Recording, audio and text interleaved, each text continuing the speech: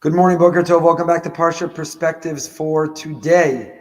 As always, we begin with gratitude. Thank you to our generous sponsors of our series for the year, Becky and Avi Katz and family, in memory of Becky's father, David Grossman, Lila Nishmas, David Ben Menachem Manish. We're very, very grateful. I want to bring two other opportunities to your attention. Number one, that we have begun a beautiful write-up of the Parsha Perspectives. We often share 8 to 10 or more Divrei Torah. We're taking 3 and writing them up so you can say them at your Shabbos table. And they are distributed to tens of thousands of people through our website and the weekly, online and offline, and why use Parsha Reader and other mechanisms. If you'd like to sponsor a write-up of the Parsha Perspective, we could use your support and help, because I'm not doing it. Someone is doing it for me, and there's a cost involved. So we're not making money. We're simply covering the cost to provide the write-up of the Parsha Perspective. $180 to sponsor, just like the shir itself. And you could do it in honor and memory of anyone. Please be in touch with Lee, L-E-E, at brsonline.org. And also, and more importantly, we've begun a campaign. Our beloved Esti Moskowitz, daughter of Rabbi Phil and Ariel Moskowitz, we know is continued need of refuah shlema. And we've begun a 1+1 campaign. $1 a day to tzedakah and a minute a day of learning. Today you're going to get much more than a minute coming to the Parsha class. But you could join a WhatsApp group where there's a 1 minute, 60-second of our Torah posted every day, 1 minute of Torah learning, $1 of tzedakah giving, all in her merit. Estotila Bas Ariel Tzipora. You can go to brsonline.org, 1 and 1, the number 1, A-N-D, 1 and 1, and join daily giving, $1 a day. BRS are not recipients of the money. This is not a ploy for us to make money, God forbid, but it's an opportunity to give tzedakah and to diversify the giving elsewhere. brsonline.org, 1 and 1, brsonline.org, 1 and 1, in the merit of Esti, she should have a refuah shlema, speedy, painless, and complete. This week we have the privilege of reading Parshas Bechukosai, page 708 in the Art Scroll Chumash, and on these opening words, there's so much to say. We could spend our entire hour just on these opening words, just on this opening pasuk, this opening sentence. Often, HaRim Bechukosai are read together, and we don't get the chance to do a deep dive into the Parshas Bechukosai because we don't know how to plan or allocate accordingly. We spend all of our time at the beginning. But this year is different, Parshas Bechukosai. So here we go. Let's dive in. In Bechukosai telechu, ves mitzvosai tishmeru, va'asisem osam. Torah sets up a paradigm. If you follow my chukim, and you observe my mitzvos, and you perform them, then quid pro quo. Here's the deal. Hashem says, God says, scratch my back, I'll scratch yours. Observe and be compliant of my mitzvos, and I'll make you happy. I'll make it rain. I'll make it rain in the right time. The land will give its produce, the tree of the field will give its fruit. And so on. Your threshing will last until the vintage until the sowing. You'll eat your bread till you're satisfied, and you will dwell securely. Boy, isn't that a hope and aspiration for us to be living peacefully in our land? No more terror, no more enemies, but to live peacefully. What will precipitate this reality? When will Hashem make it rain? That's the vernacular. When we earn a parnasa, when the livelihood flows, when the money's coming in. We talk about being a rainmaker or making it rain. When will Hashem make it rain in our lives? When will the stock market go up instead of down? When will that happen? In Bechukosai telechu. First pasuk tells us that's the condition. That's the rule. That's what it will take. So let's see several interpretations of what that means. Says Rashi, Yochel ze kiyam mitzvos. So maybe Bechukosai telechu means fulfill mitzvos. After all, what are chukim? This is it's phrased as walk with my chukim. What are chukim? A form of mitzvos. But that can't be, says Rashi. Kishu omer ves mitzvosai tishmeru harikiyam mitzvos amur. We're already referencing separately and independently the observance of mitzvos. So we're about to say, and if you keep my mitzvos. So chukim can't be mitzvos because then it would be repetitive or redundant. We're about to mention mitzvos. Chukim must mean something different. What does it mean? Famously, Rashi quotes Chazal that tell us, what does Bechukosai telechu mean? It can't mean mitzvos, mitzvahs we're about to say. So what does it mean? It means, shetiyu amelim batorah. It means toil, effort, sweat, tears, work.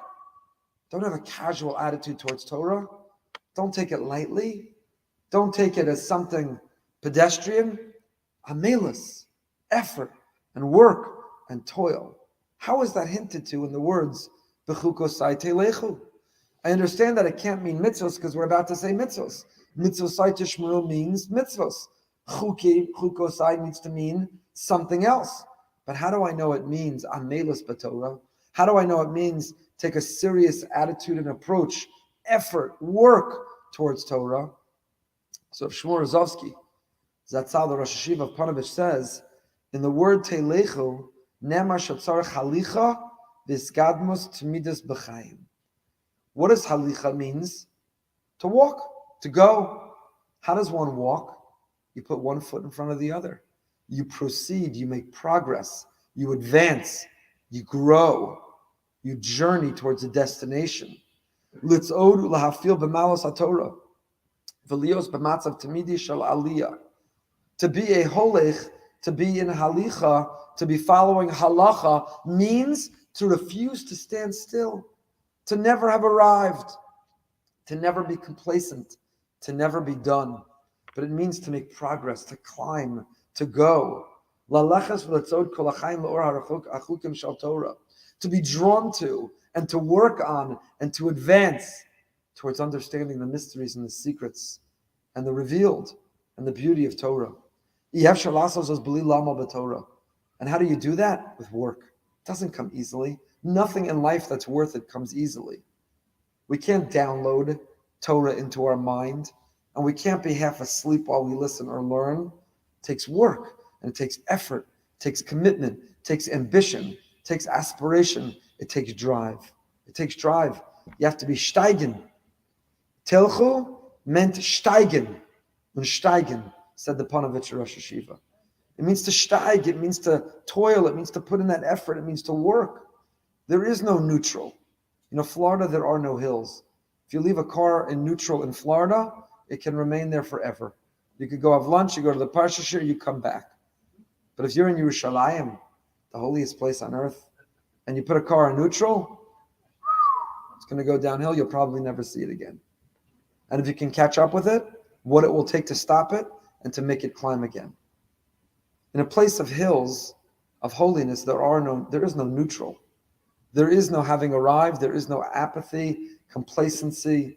You have to be in a permanent state of climbing, of growing, of advancing, of working. We spoke about it a little bit this past Shabbos and Shul. I won't repeat the drasha, but I'll tell you something that I left out, which is the following. When we went on our fly into New York, we met with Rabbi from Shore. Rav Shore shared with us. He heard directly from the Pnei Menachem, the Ger Rebbe, was once asked, why did God create the world with gravity? Why did Hashem invent a world with this gravity? Gravity is terribly inconvenient. If I'm holding something and I let go, I wish it would just remain where it is. The fact that if I want to lift my cup, to say Chaim, if I want to lift my cup, I have to oppose and fight the forces of gravity. It's inconvenient. Why? So Pnei Menachem the Ger Rebbe said, because gravity in the world of physics is a mashal for gravity in the world of metaphysics. Gravity in the physical world is a metaphor for gravity in the spiritual world. That just like when it comes to the physical world, one can't be in neutral. There's a gravitational pull. If you want to lift something, if you want to make it go higher, you have to oppose the force of gravity. So too in the spiritual world, there is no neutral. There is no parav. You can't remain still or stable. But there's a force. Olam Hazeh is pulling us down. The Yetzer Hara is pulling us down. Gravity in the physical world and gravity in the spiritual world is pulling us down. And how do we oppose it? You have to fight the force of gravity. You have to lift. You have to lift. And how do you lift? You have to engage your muscles. Now this cup, or this sefer, Druck the Ishtam, it's a little bit more effort. But when something is heavy, the more significant, the heavier it is, the more muscle you have to engage. What does it take? What does it require? Amelis. Effort. So to lift our neshama, to lift our souls, to pursue holiness, not happiness, that's heavy. It takes amelus. To lift and to fight the force of spiritual gravity, the olam hazeh, the gravity of this world, of the Yetzer Hara, that says, shluf, sleep in, don't go to shul. Eat whatever you want, where you want, when you want. Don't make a bracha. Don't care if it's kosher. Don't care if it's healthy. Say what you want. Look at what you want. Do what you want. That gravitational pull is pulling us down. In Bechukosai Teilechu says the Panovich Rosh Hashiva, Shmuel Rozovsky, that halicha, why is it in Bechukosai Teilechu? What was the hint? What was the giveaway that we're talking about on Melus? Teilechu. Because it takes effort, Teilechu. It takes effort to walk. It's tiring. You have to lift your legs. It's hard. Stairs, wow. It's hard. Climb stairs, you're tired. Easily your muscles give out. So Teilechu, to climb life, takes amelus, shetu amelim b'Torah. Torah is telling us it's not just observe mitzvahs. Casually check, did the mitzvah, good enough, done. Shetu amelim b'Torah. Any life that's worth living takes effort. The reward is according to the effort, from Tzara Agra. And the hint, the giveaway were Teilechu. If you want to walk, if you want to climb, it takes effort. Amelus b'Torah. The great Mashgiach of Panovich, we're in Panovich today, apparently. We're in Panovich. The great Mashgiach of Panovich, of Chaim Friedlander, the Sifsei Chaim, he asked, how do they know Bechukosai Teilechu is Amelus? Maybe it means learning Torah. Maybe it means Yediyas HaTorah. Maybe it simply means acquiring Torah knowledge. Maybe it means being occupied and preoccupied with Torah study. How do we know it means Amelus? To toil and effort and effort. So he says, when you're going towards a certain effort, towards a certain goal, so you only measure success by how much you achieved what? The goal. If you're trying to solve a mathematical equation, did you come to the solution or not? Now, okay, it's a bad example maybe because teachers say, show your work. And the work matters. But we know that what matters is the bottom line. What we care about, what this world teaches us is, what matters is the bottom line. Did you achieve the goal? Were you successful? Did you arrive at the outcome? The journey, it's not important. Did you get to the destination or not? The journey is simply a hechatimtza. The journey is the necessary, what you need to do to get to the destination. But no one cares about the journey. But Torah is different. Bechukosai teilechu. What we care about is teilechu, the halicha. Are you on a journey of growth? Did you arrive? It's important, but it's not the sole measure. It's not the sole metric. Did you arrive? Did you complete? It's not the destination alone. It's the journey. Bechukosai teilechu. Were you on a journey? A halicha. It's not a coincidence that the Jewish law, the code of Jewish law is called, when we observe, what are we observing? Halacha. Halacha comes from halicha. It's not law. American law is not the American guidebook. It's law. It's dry, sterile, boring law. But Torah, Jewish law, is halacha. It's halacha. It's guiding us on this journey called life, where it's not only the destination, it's not only did we arrive at the solution, but it's did you enjoy and did you engage and did you make an effort on the journey? Did you try? Did you try? The journey is the tachlis, is the goal. The goal is not the only goal. The journey is the goal. My future son-in-law actually said this past Motei Shabbos. We had a vort. My daughter Leora got engaged. And Hillel impressed, I don't know if he impressed others, at least he impressed me. And frankly, that's all that matters.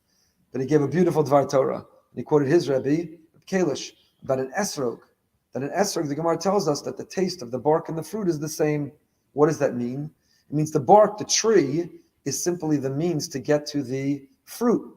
So normally all we care about is the taste of the fruit.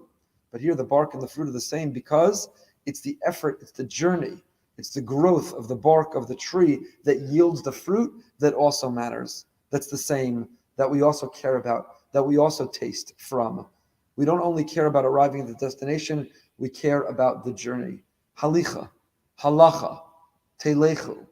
The Torah is our guidebook through life. And we're not a failure if we didn't get there. We actually say this in every siyum.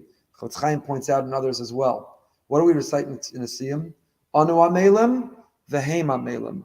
Anu amelim u'mekablim schar, v'heim amelim v'eina mekablim schar. We are amel, we put in effort, we toil, and we are rewarded. They toil, and they are not rewarded. They're not rewarded? Aaron Judge is on pace to hit 4 billion home runs, and they're talking about his contract being renewed for $350 million. I would say, Anu amelim v'heim amelim v'heim mekablim schar. That's a pretty good schar. Anyone know Aaron Judge? Anyone know what I'm talking about? The Yankees? What's the matter with you people? Heim mekablim schar. We know there are people, they trade Bitcoin, they buy this, they build a business, they sell real estate in South Florida. Mekablim schar, of course they get reward. So how can we so confidently say, we toil and we are rewarded? They toil, they're not rewarded. So Chaim says, that's not what it means. What it means is, you open up a Gemara and you're breaking your teeth on a Taisvus. You're breaking your teeth to understand the Gemara. We're in the middle of Yevamos and Daf Yomi.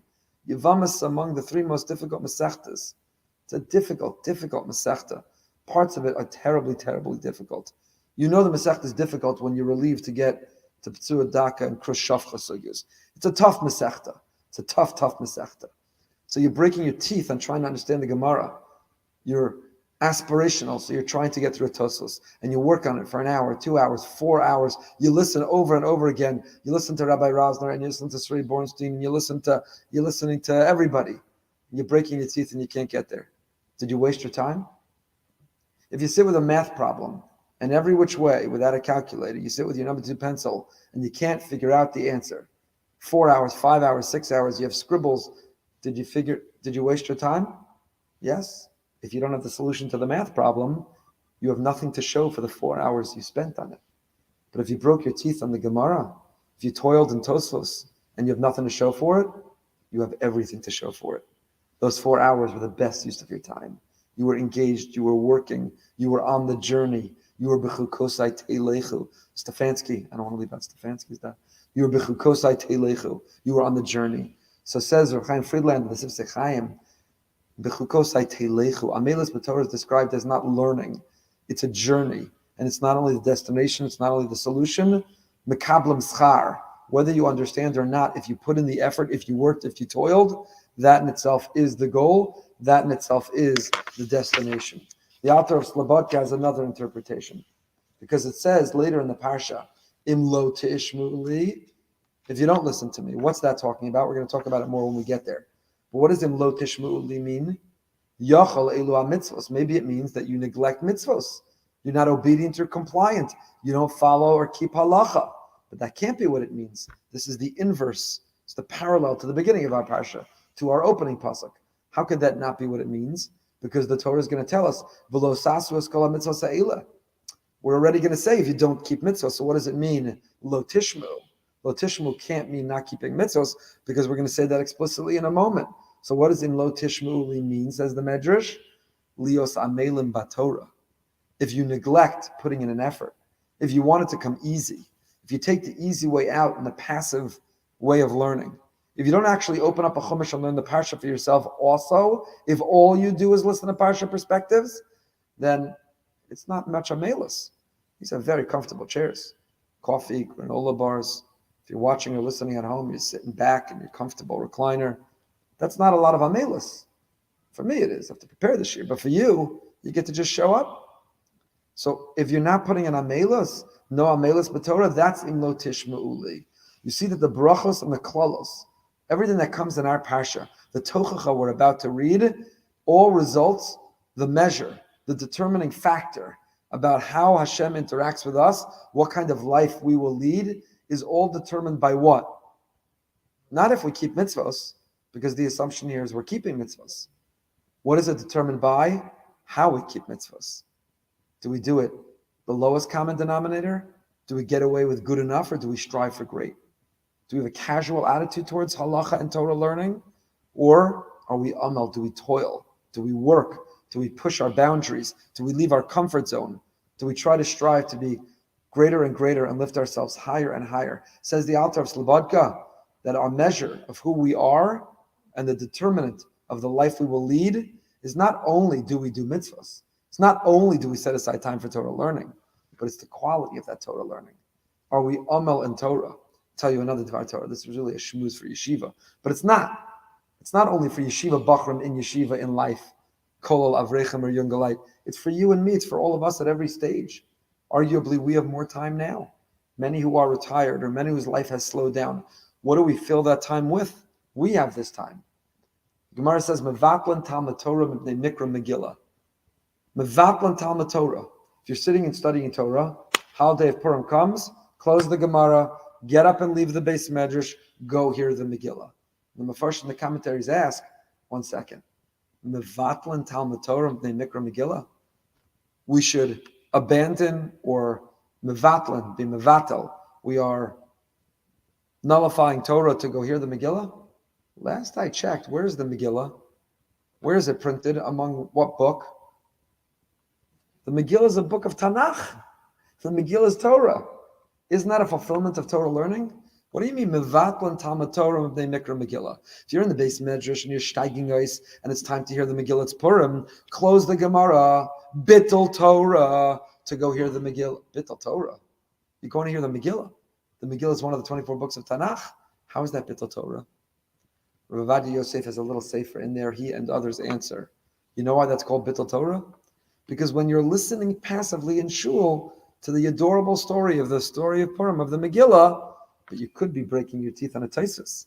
You could be sitting with the Megillah and learning the Megillah with the Radak and the Rashi and this David. You could be learning it in depth, and all you're doing is listening superficially. That's also called bittul Torah. It's a justified bittul Torah because you have to hear the Megillah. But what do you see? That bittul Torah is not only in quantity. If I stop learning, bittul Torah is also in quality.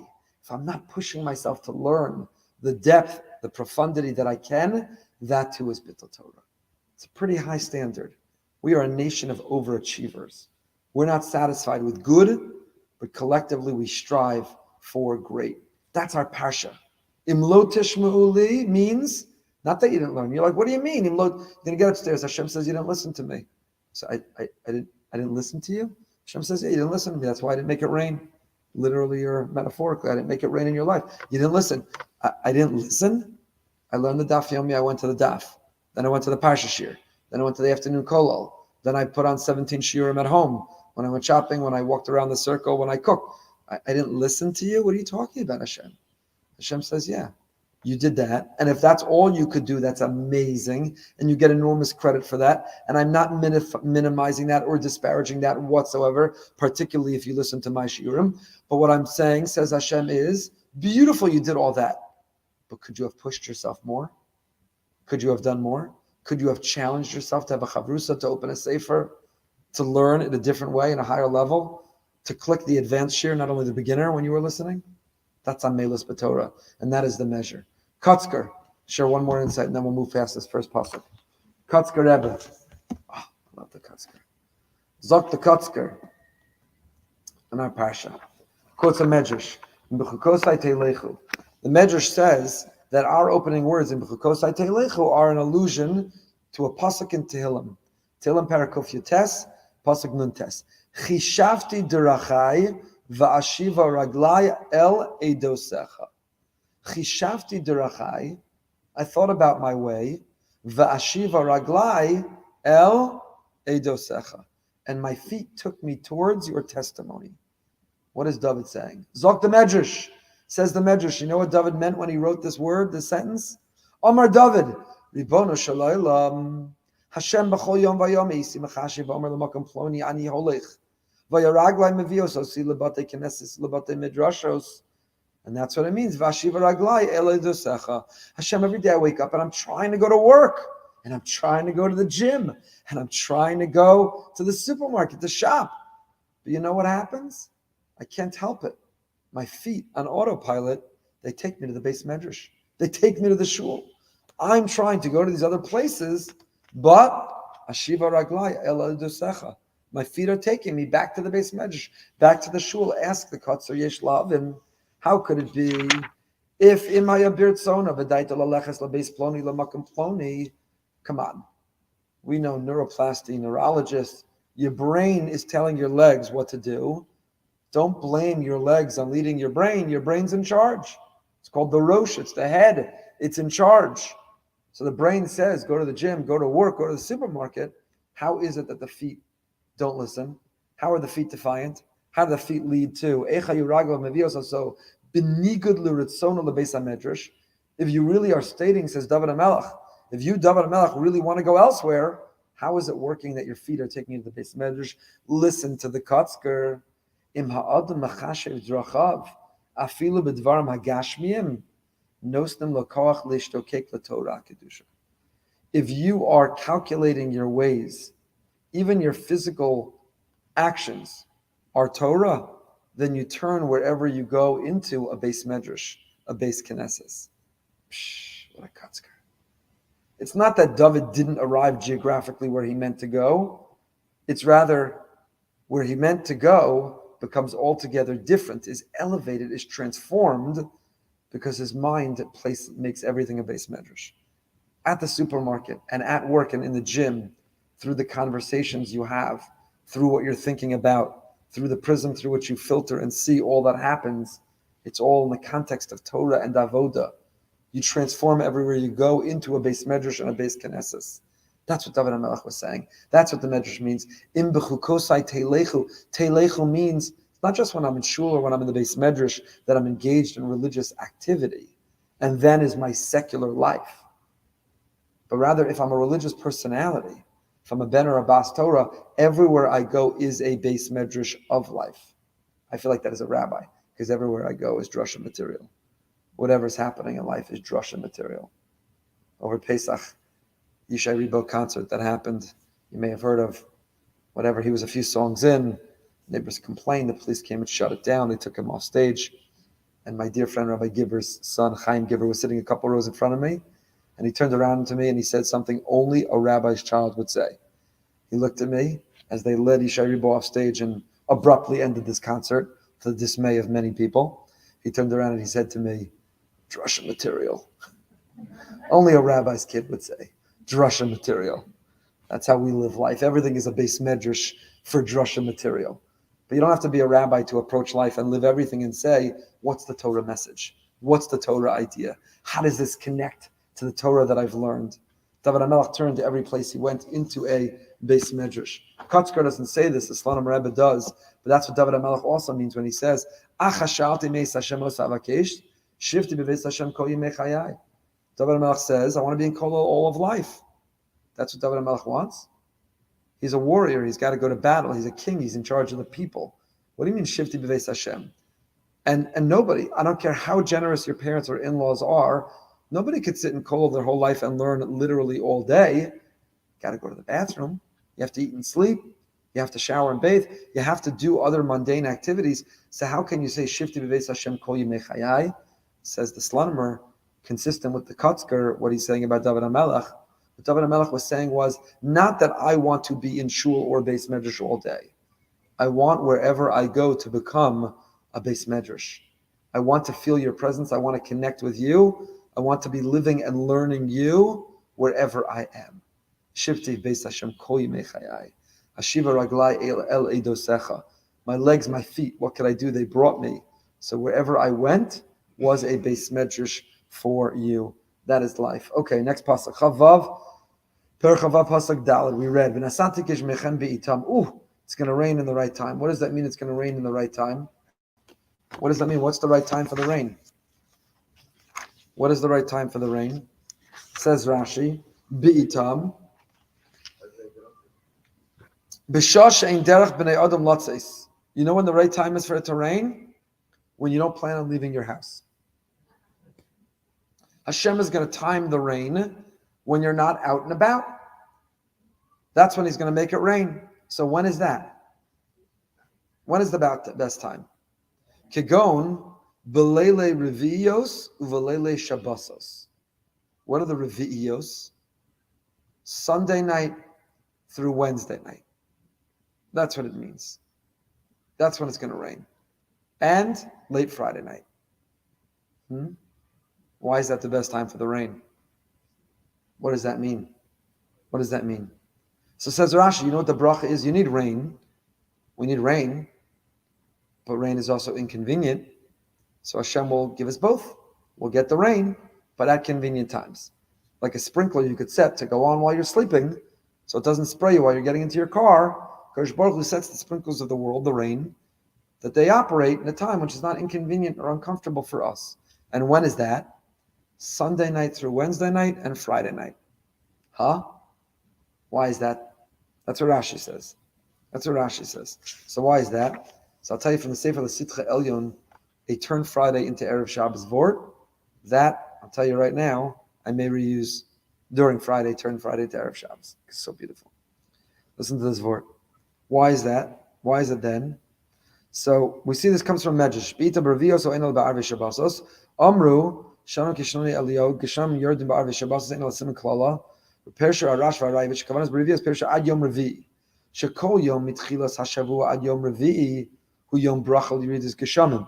But b'yom chamishi v'shishi, shetrudim b'tzarchei Shabbos, im yordim b'hem geshamim, afilu ma'isa shnayim, kamo b'shnos Elyon, im simen klala. If it rains on Thursday and Friday, it's a curse. If it rains on Sunday through Wednesday, it's a bracha. Why? Because Sunday through Wednesday, you're home. But Thursday and Friday, what are you doing? You're shopping and preparing for Shabbos. Niflala is boining. This is wondrous to think about. HaTorah mavticha, schar la'amalei Torah. So remember what this is a conclusion of. In Bechukosai telechu, shtaigois and learning. Sit and toil in Torah. And what's your reward for toiling in Torah? What is the reward? When you're preparing for Shabbos, you won't be inconvenienced. That's the reward. The reward is you're turning Friday into Erev Shabbos. That's the reward. Wow. That's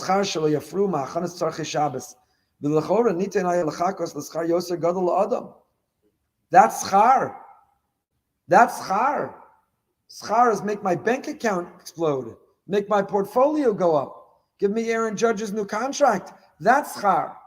Schar is that you let me shop on Erev Shabbos in peace.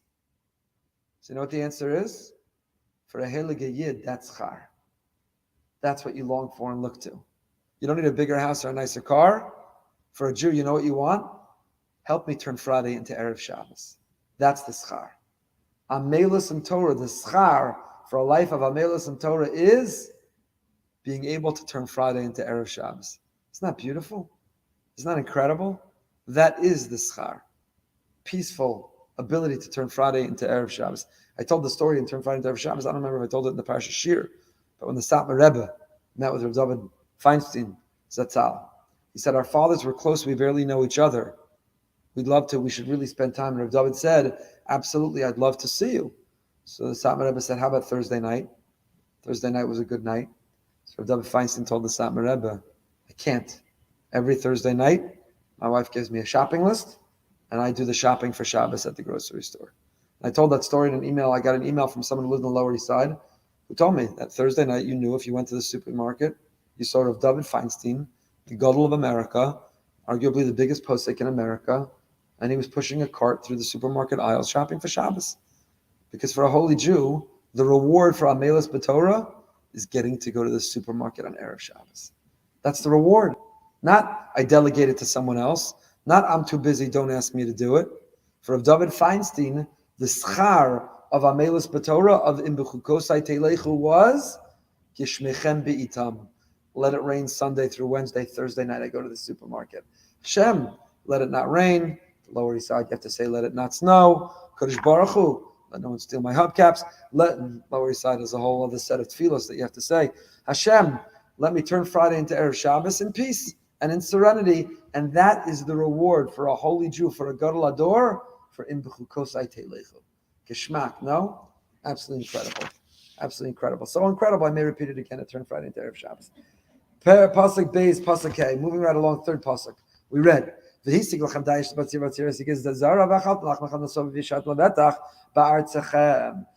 will last until the vintage. These are different harvesting seasons, but they'll be so plentiful, the bounty will be so great that they'll overlap until you'll eat bread and satiate, you'll be full, and you'll dwell securely in your land. V'hisig lachem es daesh. What is this talking about? What does this mean? So Chaim Volozhin, the Nefesh Chaim, in his Ruach Chaim, Perek Aleph, says the following. After the Torah offers us promises of Olam Haza to Shomrei Torah, why do we see that for many people it doesn't come true? This is a big question, Parsha Bechukosai. It's a big question, Parsha Kisava. When the Torah does allude to, it infrequently does, but when the Torah does, here it doesn't allude, it explicitly says the system of reward and punishment. Keep Torah, it's going to rain, you're going to have peace, you're going to have children, life will be beautiful and good. And neglect Torah, you're going to struggle, you're going to suffer, you're going to be hungry, you won't have the money to pay the bills. As for Chaim Volozhin, that's nice in theory, but empirically it's not true. We look around at this world, and there are incredibly righteous people who keep Torah and mitzvos, and yet there are bad things that happen to good people, and there are good things that happen to bad people. So it doesn't add up. It doesn't match what the Torah promises. We see many people who keep Torah and mitzvot scrupulously, vigilantly.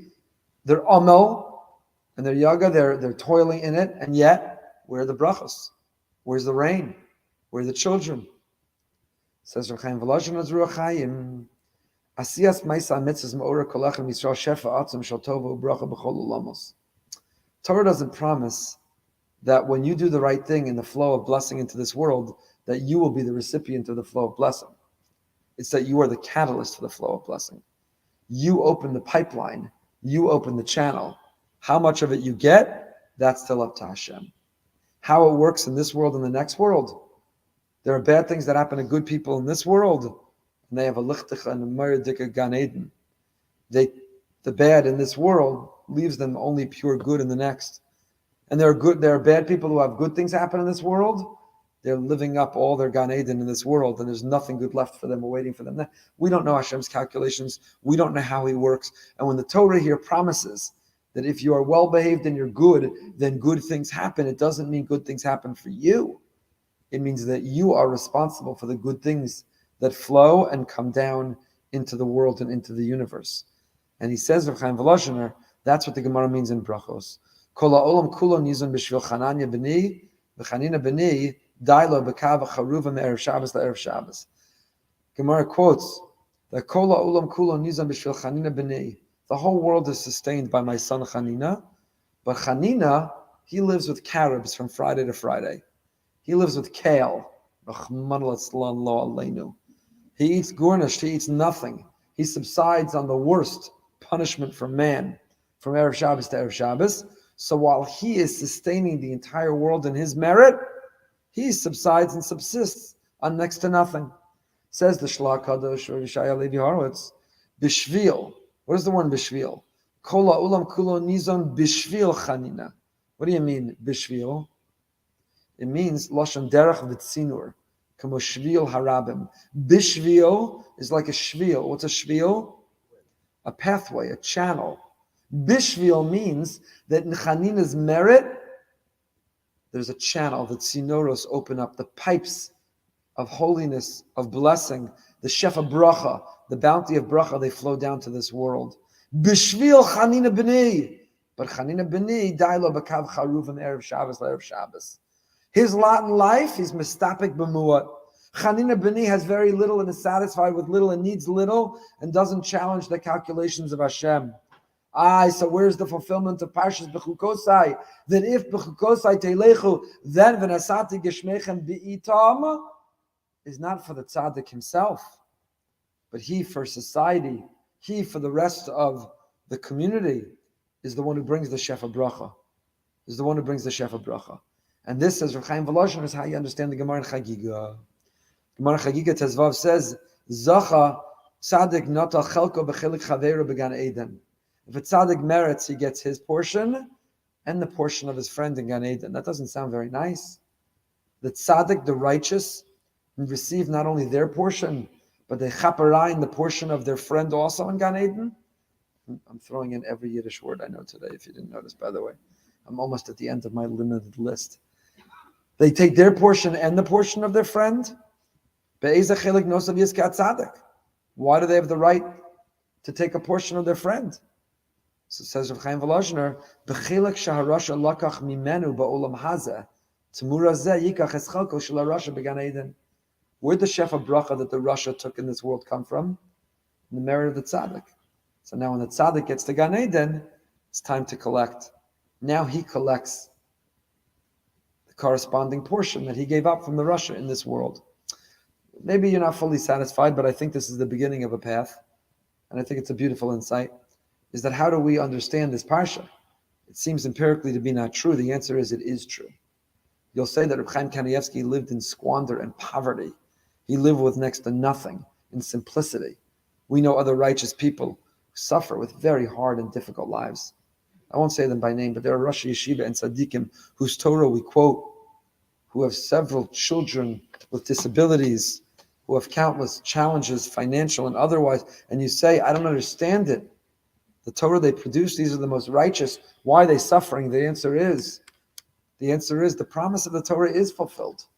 In the merit of their learning and their amelus, there is bracha. Just didn't go to them yet, but all the bracha around them and in this world, the prosperity of Klal Yisrael, it's in their merit. So the Torah doesn't promise it's all going to correspond. It promises they open the channels, and it's in their merit that the flow occurs and the flow begins. Perech Chavav Pasuk Tes. Chavav Tes. One of the promises is, V'radfu mechem chamisha me'ah mekem revav yidofu. 5 of you will pursue 100, 100 of you will pursue 10,000. The enemies will fall before you. And now Pasuk Tes. Ufanisi aleichem, and I will turn my attention to you. V'freisi eschem, v'rebesi eschem. Ufanisi aleichem. I'll turn to you and I'll make you fruitful and increase. And I'll establish my promise, my bris, my covenant with you. The Chidushei HaRim, the Rebbe, had an interesting thought on these words, Ufanisi aleichem. That Ufanisi aleichem, al derech drush, this is not what it means literally, but the Chidushei HaRim, the Rebbe said that what it means, Ufanisi aleichem, means sheyeh lachem penai l'chol davar. Ufanisi, the word panai means to have time available, to have space and margin in life. Ufanisi aleichem. You know what the biggest bracha we can have is? Margin, space, to not feel overwhelmed and to not feel busy. Ufanisi aleichem. To have some space and some margin. That no matter how busy we are not overly consumed. Ufanisi aleichem. She'elechem penai l'chol davar. That you will have time, that you'll find the time, that you'll be able to take on projects and dreams and aspirations, and it won't be at the expense of your health or your learning or your children or your family. Ufanisi aleichem, the bracha that we strive for, that we want to merit, is of Ufanisi aleichem, she'elechem penai, that there'll be time without it being a trade-off, without having to give up something in the process. Okay, Perech Chavav Pasuk Yud Aleph. Again, continuing with the bracha still. You eat the old grain and remove the old grain to make way for the new grain, meaning there won't be supply chain issues. Our Parsha tells us, literally it tells us, explicitly it tells us, if you merit, the supply will flow. And if you're not obedient and compliant, and if you don't merit, there'll be supply chain issues. Torah literally tells us, you will struggle in 2022, like a third world country, to have baby formula to give your children. Torah tells us, wake up. If that's happening, learn from it, grow from it, improve yourself from it, be better because of it. Children's lives are threatened. They can't be supported with formula. Is that generation valuing the life of a baby, of a child? Maybe there's something to learn, the value of life. I'm not creating a direct line or correlation between the two. These are complex subjects. They have to do justice. They take nuance. But it's a wake-up call. That's what this entire Parsha is, a wake-up call. It says, if things are not going the way the Torah promised, then look in the mirror and ask yourself, what can we grow? What can we improve? What do we need to make better? There'll be so much supply that you'll have to throw out the oversupply to make room for the new crop. And if you don't merit, you'll have supply chain issues. That's literally in our Parsha. It's a wake-up call. The Pasuk Gid Aleph continues, V'nasati mishkani b'sochachem. I will place my holiness, my sanctuary, mishkani, milashon shachin. You'll feel I'm a neighbor to you. You'll feel I'm right there. I'm accessible to you. B'sochachem, v'lo sig'al nafshi eschem. And I will not reject you. V'lo sig'al nafshi, I will not reject you. What is v'lo sig'al nafshi? I won't reject you. What does that mean? So let's go back to the Eish Tamid. Back to Rav Druck, who was just here last week, who spoke here. Between Mincha Marav, gave Divrei Hesped for his Rebbe, for Reb Chaim. What is Volozhin Nafshi? Zog Rashi, Ein Ruchi Kotza Bachem. You ready for this? You know what the big bracha Hashem says is? You'll never make me throw up. I'll never be repulsed by you. You'll never make me nauseous about you. I'll never be so turned off by you. I won't be disgusted by you. Wow, that's romantic. Could you imagine? Imagine at the Sheva Brachos, the son-in-law stands up and he says to the Kala, your daughter, I want you to know, I'm so excited to live with you, to build a life with you, to build a home with you, to light up the world with you, to change the world with you. And I want you to know, in closing, that no matter what happens, no matter how much weight you gain, no matter how much ugly you become, no matter how many children or babies you have, I'll never be repulsed by you. Mazel tov. That's. Could you imagine? Lo sigal nafshi eschem. Kadosh Baruch Hu says, no matter what you do, no matter how much weight you gain, I'll never be repulsed by you. Ein ruchi katze b'chem. Kol geila lashon pleitas davar abalua b'davar acher. Rashi spells it out. The word sigal comes from geila pleitas davar abalua, something inside of something else that gets spit out. It's called vomit. You'll never make me throw up. I'll never be so disgusted and repulsed by you that I'll throw up. Mazel tov. Could you imagine for the anniversary? Even after all these years, you've never made me repulsed. I've never thrown up because of you. Happy anniversary. Imagine. So what does this mean? The Ramban is bothered by this question.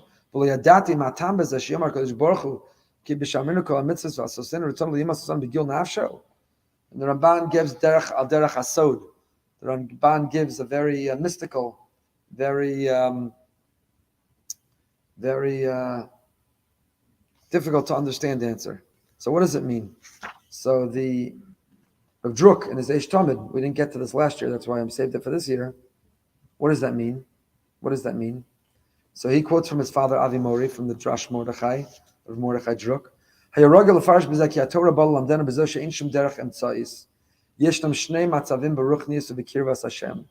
it comes to a relationship with God, there is no happy medium. There is no parav. There are two extremes.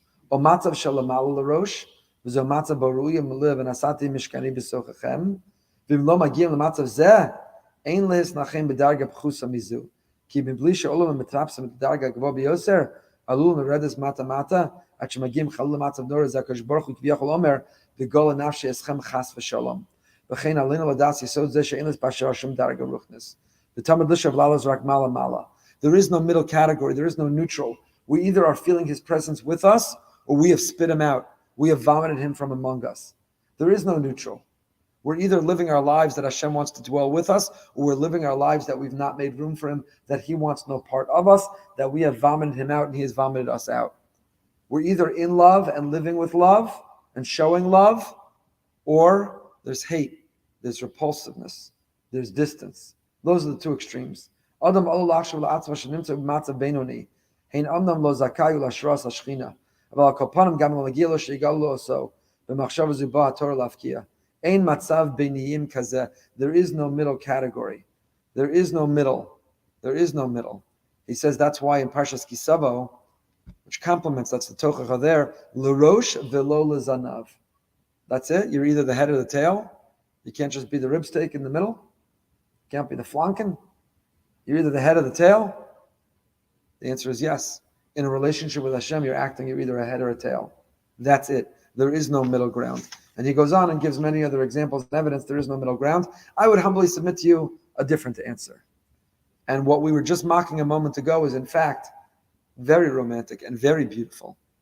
Sometimes a woman turns to a husband to a wife, and they say, would you still love me if I put on 100 pounds? Will you be attracted to me? Will you love me? And that's a moment of truth. And in a healthy and a good and a beautiful marriage, the answer is yes. There's nothing you can do that would make me feel repulsed by you. I love your character, and I love your personality, and I love the life we've built together. I love who we are, and my love is much deeper than skin deep, and there's nothing you can do that would repulse me. Eat a little bit more kale, but there's nothing that you could do that would repulse me. that would repulse me. In fact, it is very romantic. I wouldn't say it during Sheva Brachos or under the chuppah, but in a private conversation, it's a very, very romantic and a very beautiful statement to say that my love for you is so pure and so genuine and so deep that even though we may hit bumps in the road and even though we might have friction and even though you might disappoint me and I disappoint you, it is so deep and is so profound and it is so unconditional that we'll always find a way back. There's nothing you could do that would make me repulsed. Nothing you could do that would make me want to leave. Kadosh Baruch Hu is turning to us and he's saying, you know what my bracha is? That when you're doing the right thing, there's nothing you can do. Lo sigal nafshi eschem. There's nothing that you can do. No matter how ugly you get, Klal Yisrael, no matter how ugly you get in exile, no matter how low you sink, no matter what you do, if first you do these merits and you do these mitzvahs and you frame it in these beautiful things, the mistakes you'll make within the context of the beautiful relationship we have, lo sigal nafshi, I can never be repulsed or driven away by you. Here's another comment in V'hisalachti b'sochachem. But I want to move over because I want to make sure to get to Perach Avav Pasuk Yudalid. If you listen to nothing else, listen to this. Perach Avav Pasuk Yudalid. Now we have the inverse of what we began with. If you im Bechukosai telechu, I'm going to make it rain. But im los ishmuli, v'los asu es kol mitzvos ha'ila. If you don't listen to me, and if you don't keep my mitzvos, im Bechukosai tim asu, and if you reject and you are repulsed by my chukim, in mishpatai tig'al nafshachem, then there's a terrible consequence to that. So Rashi says, what is lo tishma'uli? We referenced it earlier. What is lo tishma'uli? You didn't listen to me. What does it mean? Lios amelim b'Torah. Not toiling in Torah is the definition of not listening. Chaim Shmuelevitz, the great Chaim Shmuelevitz, Rashi of the Meir, Sichos Musar, he says, why is im lo tishma'uli shelo tiyu amelim? Maybe lo tishma'uli means you weren't learning. You know, it has been said, davening is our talking to Hashem, learning Torah is Hashem talking to us. When we learn Torah, Hashem is speaking to us, and when we daven, we're speaking to Him. So lo tishma'uli, you're not listening to me, should translate as you're not learning Torah. Why does it translate as the higher or the deeper level of you're not amelim b'Torah? Lo tishma'uli. So Chaim explains, Chaim Shmuelevitz says, and he was an example of this himself. He was a mavakesh. He was moser nefesh. He toiled and he had ambition and he had drive in Torah learning. And he said, what it means is that if you're not amel, then you're not listening. You can't superficially learn Torah. Torah doesn't lend itself to superficiality. Torah doesn't lend itself to surface learning. Torah doesn't lend itself to a soundbite. We're going to talk about this on Shavuos when we examine the Jewish view of abortion, pro-choice, pro-life. Where do we fit in? Who are we? And one of the reasons that I want to look at it is not only about abortion, the topic per se, but as a case study of a contemporary issue which people have hijacked to try to misrepresent superficially. So you look on Twitter and you'll see some politically are inclined to say Judaism is aligned with pro-choice, and others definitively say Judaism is aligned with pro-life. And Judaism is neither. Torah doesn't conveniently fit into either. It's nuanced and it's complicated and it's filled with gray. And the Torah doesn't fit into 140 characters. Torah is not superficial and it's not simplistic. So Chaim Shmuelevitz says, "In lo tishma'uli" means you're not amal b'Torah. You could be learning all day long, but if you're doing it casually and superficially, if you're doing it on the surface level, if you're doing it to fit into 140 characters for a sound bite, then you're not listening. In lo tishma'uli means amelis b'Torah. It translates as amelis b'Torah. It is the definition of amelis b'Torah. Shlomo Wolbe, the great Alei Shor, understands it a little bit differently. He says, why doesn't it say, in Bechukosai lo selechu? Shouldn't it be the, in fact, exact inverse? Why aren't we, it should be the parallel, the opposite. If the Parsha began in Bechukosai telechu, now we should continue in Bechukosai lo telechu. Why did we shift and change Instead of in Bechukosai lo teilechu, we became im lo tishma'u. So Wolbe quotes from the Medrash. The Medrash Mas Rabbah says, "Shimu v'tchi nafshechem." Listen, and your soul will live. And the Medrash there says, if a person fell off the roof and they broke every bone in their body, and they come to the doctor and the doctor bandages every bone in their body, so the doctor saying into their ear, "I want you to heal," won't heal the bones of their body. The bones of their body have rods and casts and bandages, and each bone needs to heal independently. Kosh Baruch Hu says, not so with you. The damage you've done to all of your limbs and your bones of your body through misbehaving, you can heal and you can fix with one organ, namely your ear. Simply listen, and by listening and learning, you can fix and repair and transform every limb and every bone of your body. Azay zok the Medrash. That's the Medrash. Shimu v'atechi nafshechem. Listen, and you can restore the life of your soul. You can heal entirely through the one feature of your ear, and it will transform you. The Mashgiach Rabbi Letzidcha said, when he was a Bachar Tzayir, when he was a young Bachar in Radin, he heard a shmuz, a Mussar shmuz from the Mashgiach Rabbi Yerucham, and afterwards he said, my tzitzis were never real tzitzis, and my tefillin weren't real tefillin, and my amunah wasn't amunah, and now everything is different. Everything. I thought I was wearing tzitzis, I didn't know what tzitzis were. I thought I was wearing tefillin, I didn't know what tefillin were. I thought I said Shema, I didn't know what Shema was. I thought I had amunah, I didn't know what amunah was. Through our ear, we can repair and transform and redefine and recreate everything about who we are. That's the koach hashmiya. It has the ability to transform. That's why imlo tishma'u li amelim b'Torah.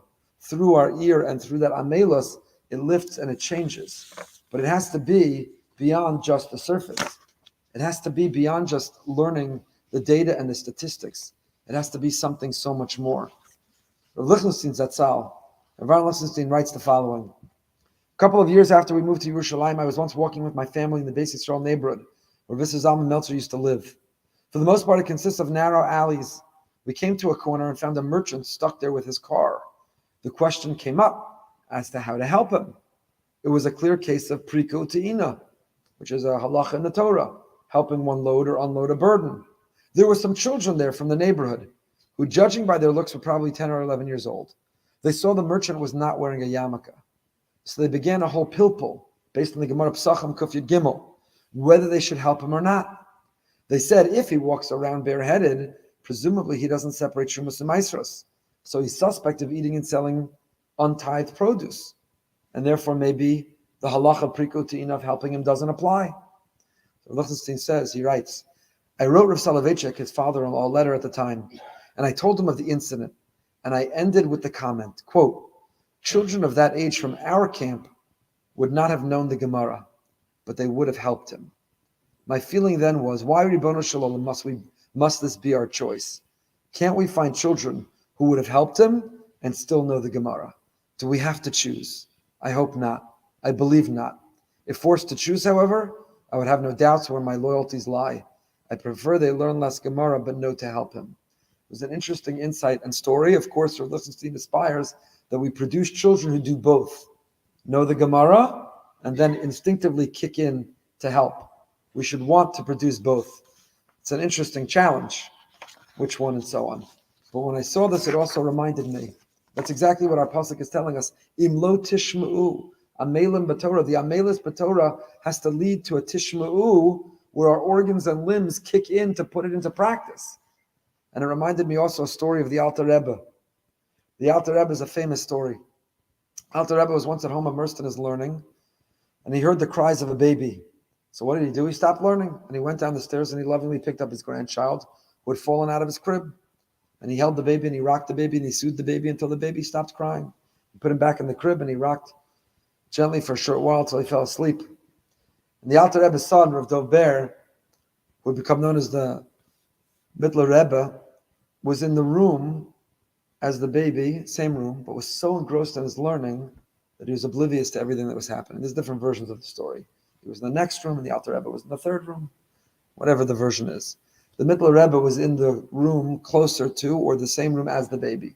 But he was so engrossed in his learning, he was so amal in his learning, he didn't hear the baby crying.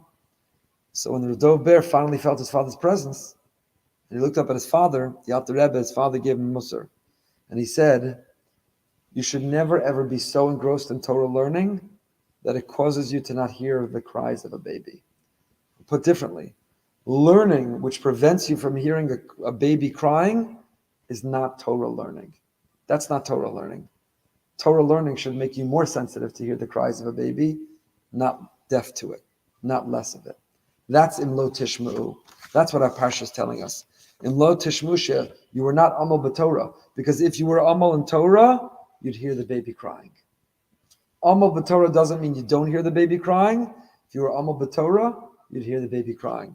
If you were Amal b'Torah, Rav David Feinstein, you'd be pushing the cart through the supermarket on Thursday night.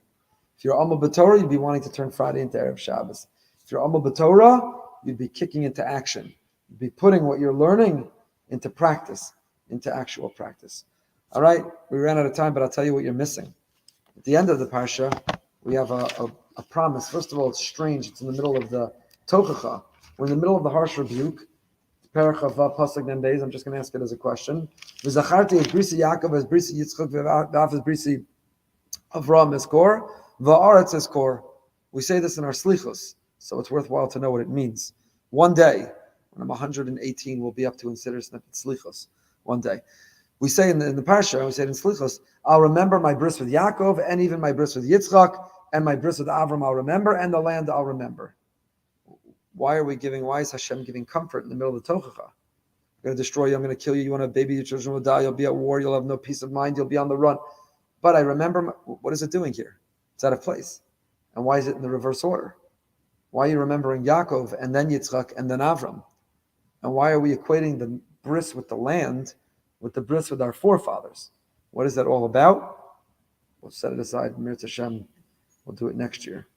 Have a fantastic Shabbos. Stay happy, stay holy. And it's not Shabbos, it's only Tuesday. Have a good Shabbos.